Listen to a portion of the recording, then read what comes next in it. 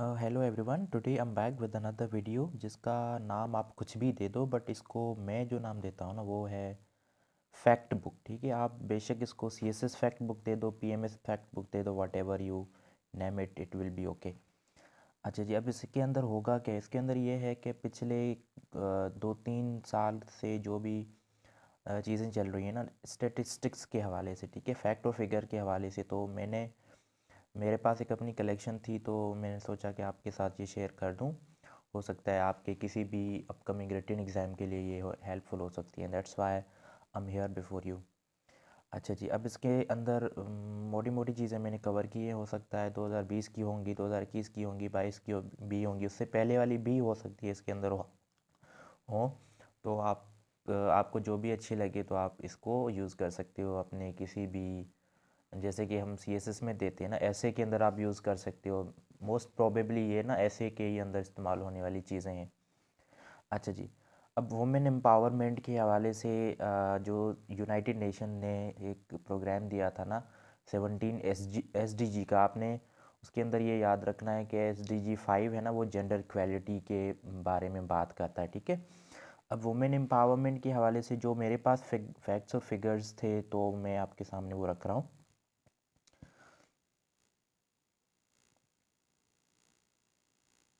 अच्छा जी, अब हमारे पास है कि पाकिस्तान की जो work force participation rate for women है ना, वो 20% है। This is one of the lowest both in south Asia and internationally, पूरी दुनिया के अंदर। और हमारे जो रीजन के साथ हम कंपेयर करें फिर ये बहुत कम है, 20% है, वन ऑफ द लोएस्ट है। अच्छा, ये वर्ल्ड बैंक जुलाई 2022 के अंदर ये रिपोर्ट आई थी। उसके बाद है at the global level women currently represent 38.8%, जो कि हमारा 20% है, तो आप खुद समझ सकते हो कि हमारा कितना कम है। ये UNDP की मार्च 2021 के अंदर रिपोर्ट आई थी। Pakistan, UNDP Pakistan means United Nations Development Programme Pakistan ने ये रिपोर्ट दी थी। अब इसमें आपको ये पता लग रहा है कि हम कितने पीछे हैं, क्योंकि ग्लोबली तो 38.8% लेबर फोर्स वुमेन का है, जबकि उसमें 20% हमारा है पाकिस्तान के अंदर। ठीक है, अच्छा जी, अब ये इस रिपोर्ट में ये भी कहा गया जो भी वुमेन अर्न कर रही है ना, उनको वो सारा का सारा पैसा ना अपने फैमिलीज़ को देना पड़ रहा है, और उनकी अपनी फाइनेंशियल इंडिपेंडेंस नहीं है। ठीक है जी, मतलब कि वो जैसे चाहें अपने पैसे को इस्तेमाल कर सकते हैं, इस्तेमाल कर सकें, ऐसा बिल्कुल भी नहीं है। तो वो कमा भी रही हैं, बट उनको फाइनेंशियल इंडिपेंडेंस भी नहीं है। ठीक है, उसके बाद state of financial inclusion of women in Pakistan, ये रिपोर्ट दी थी वर्ल्ड बैंक ने। उसमें ये था कि 11% ऑफ वुमेन जो कि अकाउंट होल्डर्स है, as compare to 21% of the main.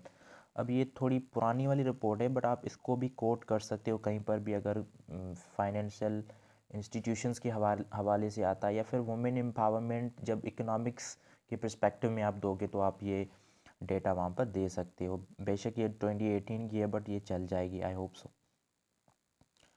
अच्छा जी, उसके बाद हम आते हैं इलेक्शन कमीशन एक्ट 2017। ये आपको पता होना चाहिए कि इलेक्शन कमीशन का ये 2017 के अंदर एक्ट आया था। इसका मतलब ये था, ये एक्ट इस वजह से आया था कि किसी भी कॉन्स्टिट्यूएंसी के अंदर अगर किसी वुमेन वोटर टर्न आउट 10% से लो है, तो फिर उस कॉन्स्टिट्यूएंसी की जो इलेक्शन है ना, वो दोबारा होगी।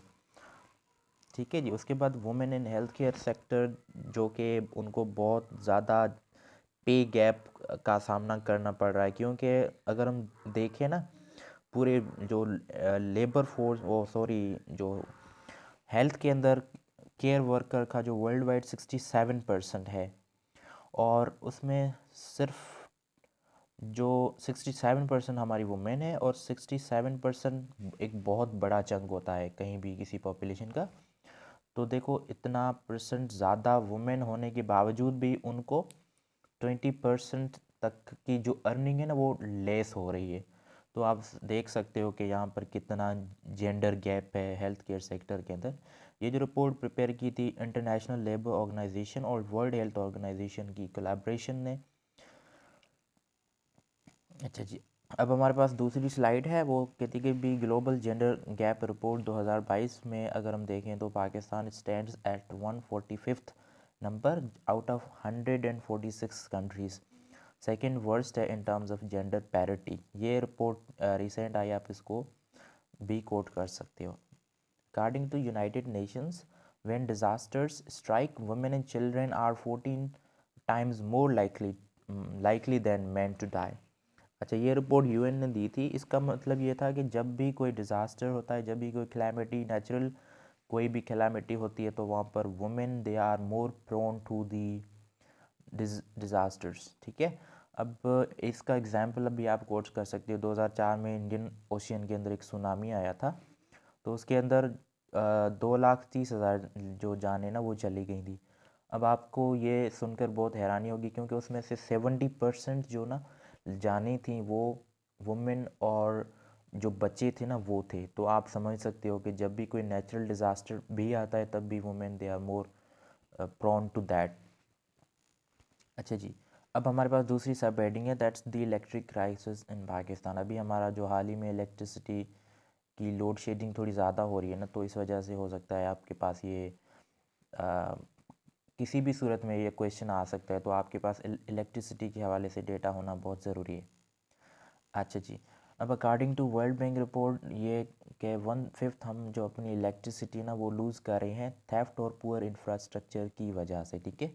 और उस दोनों इन चीज़ों की वजह से हमें एनुअली वो $4.5 बिलियन का लॉस हो रहा है। ठीक है जी। अब देखो आप कितना बड़ा लॉस है, क्योंकि एक साल के अंदर आप अगर आप $4.5 बिलियन गंवा रहे हो इस पुअर इंफ्रास्ट्रक्चर और थेफ्ट की वजह से, तो इट्स अ ह्यूज अमाउंट।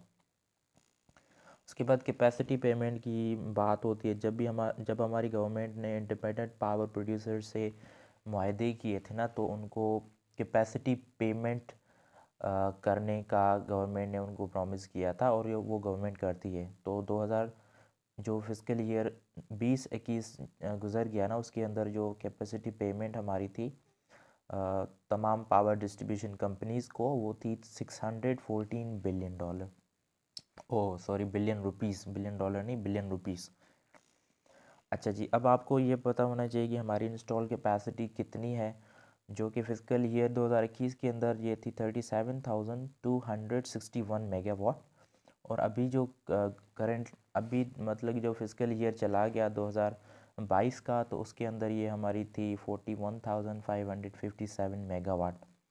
ठीक है। अब आपको ये सोचकर भी हैरानी होगी, क्योंकि हमारी इतनी इंस्टॉल कैपेसिटी है जबकि हमारी डिमांड बहुत कम है, और इतनी इंस्टॉल कैपेसिटी होने के बावजूद भी हम जो डिमांड है ना उसको मीट नहीं करें। तो इसका मतलब ये है कि there are not some but many drawbacks in our power system, in our electricity system, जो कि हमें इस दाने पे खड़ा कर रखता है कि भाई हमारे पास बहुत सारी लोड शेडिंग होती है। अच्छा, इसमें ये एक बड़ा प्रॉब्लम ये है कि जो भी हमारे पास इंस्टॉल्ड पावर प्लांट्स हैं ना, तो वो उस पे चलते हैं। मतलब कि हम बाहर से ऑयल इंपोर्ट करते हैं ना, क्रूड ऑयल वगैरह जो भी हम इस्तेमाल करते हैं इसके अंदर एज अ फ्यूल, तो वो हमें बहुत महंगा पड़ता है। तो इस वजह से हम ज़्यादा इंस्टॉल कैपेसिटी होने की वजह से भी ज़्यादा जनरेट नहीं कर पाते। अच्छा जी, अब फॉरेन डायरेक्ट इन्वेस्टमेंट है, इसके हवाले से मेरे पास जो डेटा थी उसमें यह है कि वर्ल्ड बैंक की रिपोर्ट है, उसके मुताबिक पाकिस्तान के अंदर जो फॉरेन डायरेक्ट इनफ्लोज है ना, वो पिछले 11 सालों में बिलो 1% ऑफ आवर जीडीपी रहे हैं। ठीक है जी। पिछले 11 साल जो लिए हैं ना वर्ल्ड बैंक ने, वो 2011 से लेकर 2021 तक। इस रिपोर्ट ने ये भी फोरकास्ट किया था कि ये जो ट्रेंड है ना जैसे चलता आ रहा है ऐसे ही फॉलो करेगा, क्योंकि we are not likely to see the foreign direct investment going above 1% of our GDP. तो ये बहुत मुश्किल है, तो ये वर्ल्ड बैंक ने कहा था। और मुझे मुझे खुद को भी यही लग रहा है, क्योंकि मेरी ऑब्जर्वेशन है ना, फॉरेन डायरेक्ट इन्वेस्टमेंट इतनी आ नहीं रही, क्योंकि बिज़नेस इन्वायरमेंट हमारे पास उतना अच्छा है नहीं। तो इस वजह से ये होपफुली 2022 के अंदर भी इस सेम ही ट्रेंड को फॉलो किया होगा। उसके बाद वर्ल्ड बैंक ने ये भी रिपोर्ट किया था कि जो एफडीआई ना वो साउथ एशिया के अंदर $71 बिलियन आई थी 2020 के अंदर, कोविड के बावजूद। उस टाइम पर कोविड पीक पे था, तो कोविड पीक पे होने के बावजूद भी ये इतनी आई थी। तो इसमें जो पाकिस्तान के अंदर आए ना, वो 0.75% ऑफ इट्स जीडीपी जो हमारे पास आई है। अच्छा जी, foreign direct investment to India जो कि उस टाइम पर 27% ज़्यादा हो चुकी थी, जो कि $64 बिलियन। अच्छा जी, उसके बाद है क्लाइमेट चेंज और एनवायरनमेंट के हवाले से। ये बहुत हॉट टॉपिक है, इसके बारे में आपको बहुत ज़्यादा इल्म होना चाहिए, आपके पास बहुत सारी डेटा होनी चाहिए जो कि आप अपने किसी भी ऐसे के अंदर फिट कर सकते हो। अब climate risk country profile for Pakistan by World Bank और एशियन डेवलपमेंट बैंक 2021 के अंदर ये आया था, ये रिपोर्ट आई थी। तो उसमें कुछ चीज़ें थी कि Pakistan is a top risk prone countries in terms of climate, और $3.8 बिलियन एनुअल लॉस हमें हो रहा है क्लाइमेट चेंज की वजह से। और 1999 से लेकर 2018 तक $26 बिलियन का हम नुकसान भुगत चुके हैं। According to German Watch in annual report Global Climate Risk Index 2021 के अंदर पाकिस्तान 8वें नंबर पर रैंक करता है, जो जो उन कंट्रीज़ में जो कि मोस्ट अफेक्टेड हैं बाय द क्लाइमेट चेंज। और ये जो हमारी डेटा है ना, ये 2000 से लेकर 2019 तक के दौरानिए के अंदर ये पूरा ऑब्ज़र्व किया गया। अच्छा जी, उसके बाद हमारे पास है नेशनली डिटरमिन्ड कंट्रीब्यूशन। मैं आपको बता दूं एनडीसीज़ क्या होते हैं। जब भी आपके पास कॉन्फ्रेंस ऑफ द पार्टीज़ होती है ना, जिसको हम COP27 अभी जो हो चुकी है, अभी COP28 होगी, तो वहाँ पे पार्टीज़ हैं ना वो जाती हैं। पार्टीज़ से मुराद ये है कि वहाँ पे जो कंट्रीज़ जाते हैं ना वो वहाँ पर एनडीसीज़ देते हैं, मतलब कि अपनी जो नेशनली डिटरमिन्ड कंट्रीब्यूशंस देते हैं कि भाई हमने पिछले सालों में क्या किया है और अब अपकमिंग जो हमारे पास टाइम पीरियड उसके अंदर हम क्या करने जा रहे हैं, तो वो एनडीसी देते हैं। तो पाकिस्तान ने जो COP26 के अंदर जो ग्लासगो स्कॉटलैंड में हुई थी ना, वहाँ पे पाकिस्तान ने क्या क्या वहाँ पर डिसाइड किया था कि हम क्या करेंगे, तो वो मेरे पास डेटा है। अब वहाँ पे पाकिस्तान ने कमिट किया था कि हम 50% जो हमारी प्रोजेक्टेड एमिशंस हैं उसको कट करेंगे और 60% हम रिन्यूएबल एनर्जी की तरफ बढ़ेंगे बाय 2030। उसके बाद पाकिस्तान ने यह भी डिसाइड किया था कि हमारी जो इलेक्ट्रिक व्हीकल्स हैं ना, वो 30% हम अपनी इलेक्ट्रिकल व्हीकल्स को अपनी व्हीकल्स को इलेक्ट्रिक व्हीकल्स की तरफ शिफ्ट करेंगे। हमारी जो भी अभी व्हीकल्स हैं तो उसका जो 30% है ना, उसको हम इलेक्ट्रिक व्हीकल पे शिफ्ट करेंगे। यहाँ पे मैंने वर्ड इलेक्ट्रिक व्हीकल नहीं लिखा, आप इसको थोड़ा करेक्ट कर लीजिएगा। और ये पाकिस्तान ने उसके साथ ये भी कहा था कि भाई हम अपने जो कोल की हम इंपोर्ट करते हैं ना, तो उसको हम 2020 तक कम्प्लीटली उसको बैन कर देंगे, बाहर से हम इंपोर्ट नहीं करेंगे कोल की। अब रेमिटेंसेस का ट्रेंड साउथ एशिया के अंदर हम देखें तो वर्ल्ड बैंक की ही रिपोर्ट है, उसमें ये कि एनुअल रेमिटेंसेस टू इंडिया जो कि $87 बिलियन, और बहुत ज़्यादा है ये $87 बिलियन, जो कि पूरी दुनिया के अंदर सबसे ज़्यादा हैं। मतलब कि आपको ये अभी पता होना चाहिए कि इंडिया है ना, वो ऐसा मुल्क है जिसके अंदर ज़्यादा रेमिटेंसेस आती हैं पूरी दुनिया के अंदर। ज़्यादा से ज़्यादा रेमिटेंसेस इंडिया में आती हैं, उसके बाद चाइना में आती हैं जो कि $53 बिलियन हैं। और जो रेमिटेंसेस आपके डिफरेंट रीजनली अगर अलग अलग कंट्रीज़ के अंदर देखें ना, तो कंट्रीब्यूशन जीडीपी के हवाले से इंडिया है, उसके अंदर जो रेमिटेंसेस आती हैं वो उसकी जीडीपी का 3% है। पाकिस्तान का 12.6%, और बांग्लादेश का 6.5%, श्रीलंका का 8.3%, नेपाल का 24.8%। रीजनली अगर हम देखें तो नेपाल में सबसे ज़्यादा percent in terms of percentage of GDP तो नेपाल में सबसे ज़्यादा आती है, ठीक है। अब पाकिस्तान ने 2000 जो 21-22 का फिजिकल ईयर गुजर गया, उसमें पाकिस्तान ने $31 बिलियन की रेमिटेंसेस अचीव की, और ये स्टेट बैंक की रिपोर्ट है। अच्छा, उसके बाद वाटर क्राइसिस की अगर हम बात करें तो न्यू वाइट हाउस रिपोर्ट जो कि US action plan on global water security, उसने ये अंदेशा दिया है, उसने ये अंदाज़ा लगाया कि Pakistan will be among the world's most water affected water stressed countries along with other regional states by 2040। तमाम उन रीजनल स्टेट्स के साथ पाकिस्तान 2020 तक बहुत पाकिस्तान के अंदर जो पानी की ना किल्लत हो जाएगी। Currently, Pakistan is faced with unprecedented water shortage of around 50%। जो जून 2022 के अंदर हमारे पास वाटर की कमी थी ना, तो उस वजह से ये रिपोर्ट आई थी कि करंटली पाकिस्तान 50% का जो लॉस है ना वो भुगत रहा है। तो इस वजह से हमें ज़रूरत है कि हम जो रेनी वाटर है उसको कैसे कंज़र्व करें, हम अपने डिफरेंट डैम्स बनाएं, कैसे हम वाटर को मैनेज कर सकते हैं। अच्छा, उसके बाद हमारे पास है अफ़गानिस्तान क्राइसिस। अफ़गानिस्तान की क्राइसिस में आपके पास ये पता होना चाहिए कि भाई जो हमारे पास रेफ्यूजीज़ कितने रह रहे थे, जिस अफ़गान सिविल वॉर चल रही थी ना उस टाइम पे, यूएनएचसीआर की डेटा के मुताबिक 4.5 4.5 मिलियन लोग हमारे पास यहाँ पे पाकिस्तान में रहायश पजीर थे। उसके बाद द यूएस की जो स्टेट डिपार्टमेंट की एनुअल डेटा है ना, वो एनुअल रिपोर्ट उसने एस्टिमेट किया है कि इस्लामिक स्टेट जो खुरासान है उसके अभी भी 1,000 फाइटर्स जो कि अफ़गानिस्तान से ऑपरेट करते हैं। अब रिपोर्ट ने ये भी ज़्यादा डिस्कस किया है वहाँ पर कि ये जो ऑपरेट करते हैं ना सिर्फ अफ़गानिस्तान से बट तमाम उन सेंट्रल एशियन कंट्रीज़ से, फिर पाकिस्तान से भी और अफ़गानिस्तान खुद से भी। तो यहाँ पर पाकिस्तान से ये आईएसके अगर ऑपरेट कर रही है, it's a point of concerns to us. उसके बाद there are up to 4,000 TTP fighters जो कि अफ़गानिस्तान के अंदर हैं। डिफरेंट पाकिस्तान के जो तमाम वो अफ़गानिस्तान के तमाम वो जो डिस्ट्रिक्ट्स पाकिस्तान से बॉर्डर शेयर करते हैं, तो वहाँ पर ये टीटीपी की 4,000 फाइटर्स हैं। ये यूएनएससी की रिपोर्ट मई 2021 के अंदर आई थी। अच्छा जी, उसके बाद हेल्थ रिलेटेड अगर हम देखें तो इन्फेंट मोर्टेलिटी रेशियो जो है, मोर्टेलिटी रेट को या फिर रेशियो जो stands at 56 according to Pakistan demographic survey 2020। अच्छा जी, अब लाइफ एक्सपेक्टेंसी एट बर्थ जो कि है 67.3 ईयर्स वर्ल्ड बैंक। अच्छा, लाइफ एक्सपेक्टेंसी हमारी बहुत कम है क्योंकि हमारे पास हेल्थ के बहुत ज़्यादा इश्यूज़ होते हैं, सो उस वजह से ये बहुत कम है।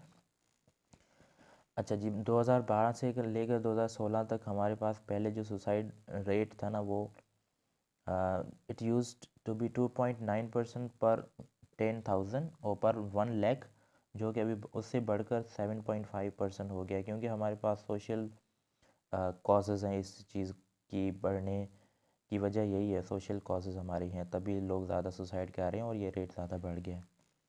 अच्छा जी, अब एजुकेशन रिलेटेड है तो मैंने पहले भी सब एसडीजी की बात की, तो एसडीजी जैसे 5 था ना, जेंडर इक्वालिटी के बारे में था, और डीजी जो आपका 4 है वो है क्वालिटी एजुकेशन। अब इसमें यह है कि ग्लोबल एजुकेशन मॉनिटरिंग रिपोर्ट 2022 में जो आई थी, यूनेस्को ने इसको रिलीज़ किया था 27 अप्रैल को। ये एस्टिमेट करती है कि globally 771 71 million adults they lack the basic literacy skills in 2020, और उसमें से 98 मिलियन वर एज्ड 15 से 24 साल की एज के अंदर हैं, जो कि 98 मिलियन है। तो यहाँ पर ज़रूरत है कि हम इन चीज़ों को इम्प्रूव करें क्योंकि 771 मिलियन एडल्ट्स अगर उनको बेसिक लिटरेसी स्किल्स नहीं है तो आज की ये 21st सेंचुरी के अंदर ये बहुत ही हैरानकुन बात है। उसके बाद an estimated 22.8 million children aged 5 to 16 are out of school. अच्छा जी, अब आर्टिकल 25A का सबको पता होना चाहिए कि ये पाकिस्तान की कॉन्स्टिट्यूशन का आर्टिकल जो कि बहुत इंपॉर्टेंट है, और ये कहता है the state shall provide free and compulsory education to all children of age of 5 to 16 years. 5 से लेकर 16 साल के बच्चे को तालीम फ्री दी जाएगी, ठीक है, उसको ज़रूरी तालीम फ्री में दी जाएगी। सेंसस एंड वर्ल्ड पॉपुलेशन 2017 के हवाले से आपके पास डेटा होने चाहिए। पाकिस्तान की जो पॉपुलेशन है इस सेंसस के मुताबिक 207 207.77 मिलियन है, ठीक है जी। और 1998 से लेकर 2017 तक अगर हम देखें तो 2.4% का एनुअल ग्रोथ रेट यहाँ पे हमें मिला है। According to the census 2017 Muslims जो Muslim citizens comprise of 96.28 of the total population of Pakistan. Christian जो हमारे 1.59 है परसेंट, हिंदूज़ हमारे हैं 1.6% है, बुद्धिस्ट के फॉलोअर्स भी कुछ हमारे पास हैं जो कि 20,000 हैं। ये यूएस के स्टेट डिपार्टमेंट की डेटा 2004 के मुताबिक है, ठीक है जी। अब इस डेटा को आप कोट कर सकते हो बट ये बहुत थोड़ी पुरानी है, आप कोशिश कीजिएगा अगर आपके पास रिसेंट है जिसके अंदर आपके पास अगर परसेंटेज हिंदूज़ क्रिश्चियंस का दिया हुआ है तो फिर आप काइंडली उसको कोट कीजिएगा, ठीक है। मेरे पास ये थी तो मैंने यहाँ पे इसको डाल दिया। आप काइंडली कोशिश करना कि अगर आपको ज़्यादा रिसेंट मिल सकती है तो काइंडली वो कोट करना। अच्छा, जब अब about 61% of the population is in the bracket of 15 to 64 years. अब आप ज़्यादातर जो पॉलिटिशियंस हैं उनकी कमेंट्स सुनते हो, उनके तो कॉन्फ्रेंसेस या फिर उनके जो भी इजलास होते हैं या फिर वो अपनी तमाम तकारीर करते हैं वहाँ पर, वो कह देते हैं कि भाई हमारे पास ही यंग पॉपुलेशन है, ये है वो है। आपको उनकी बातों पे एतबार, मैं तो कहता हूँ कि नहीं करना। आप जाके सीधी इसी वर्ल्ड पॉपुलेशन की जो सेंसस है ना 2017, उसके अंदर आप जाके देखो कि हमारे पास 15 से 64 ईयर्स के 61% यंग पॉपुलेशन है। तो आप इसको कोट करो, ठीक है, क्योंकि ऑथेंटिक चीज़ है ना, वो आपने कोट करनी है। ऐसे किसी ने ब्लफ मार दिया और आप इसको एज अ सोर्स बना के कहीं पे पेश करो, नो।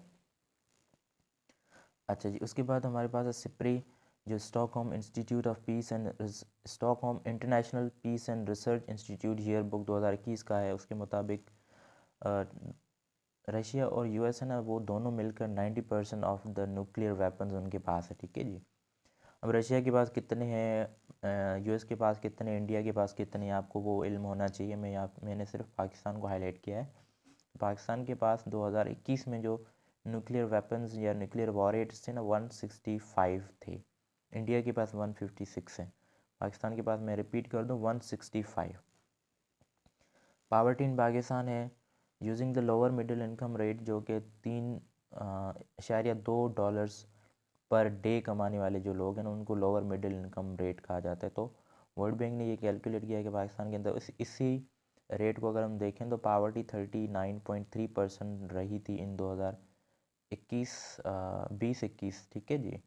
उसके बाद 39.2% जो कि 21-22 में, और 37 तो थोड़ी उससे मतलब कि कम होने लगी है, बट है बहुत ज़्यादा।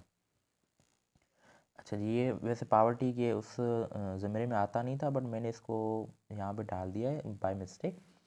अब ये कहता ही है कि आईएलओ की जो एस्टिमेट के मुताबिक 2010 से लेकर 2019 में जो आउटपुट पर वर्कर है ना, वो हर कंट्रीज़ के अंदर बढ़ती है, क्योंकि अभी मॉडर्न टेक्नोलॉजीज़ जैसे आ रही है ना, तो आउटपुट हमारी ज़्यादा हो जाती है। तो इसी टाइम पीरियड के अंदर जो पाकिस्तान के अंदर आउटपुट पर वर्कर है ना, वो बढ़ी है 20%, जो कि बहुत कम है। क्योंकि अगर हम इसको कंपैरिजन करें विद चाइना, चाइना के अंदर 86% बढ़ी है, और 68% इंडिया के अंदर बढ़ी है, और 50% बांग्लादेश के अंदर बढ़ी है। तो आप खुद सोच सकते हो कि हमारी ये बहुत बहुत कम हमारे पास बढ़ी है, ठीक है। अच्छा जी, तो ये सारा कुछ आपके पास था फैक्ट बुक, जो कि I hope it will be helpful in your upcoming written CSS exam और पीएमएस और पीसीएस और whatever exams you are appearing in.